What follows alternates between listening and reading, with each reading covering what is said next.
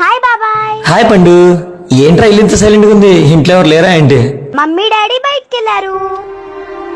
Mummy daddy ఇంట్లో లేనప్పుడు నేను డైరెక్ట్ గా డోర్ తీద్దాం ఎన్నిసార్లు చెప్పాను?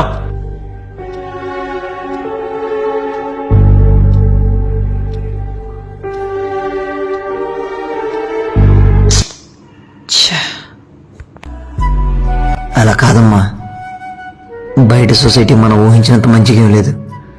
వయసు గురించి కూడా ఆలోచించకుండా చెప్తాను కొడుకు. ఇంటికి ఎవరైనా వచ్చి డోర్ కొడితే మమ్మీనో డాడీనో పిలవాలి. ఒకవేళ మమ్మీ డాడీ ఇంట్లో లేకుండా నువ్వు ఒంటరిగా ఉంటే అప్పుడు ఇలా రా.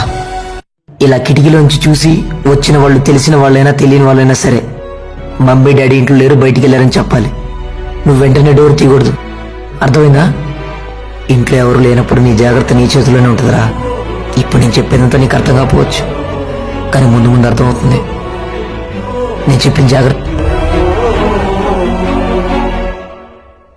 అన్నయ్య, అది పాప అల్లరి చేస్తుంటాను, నేనే కొంచెం.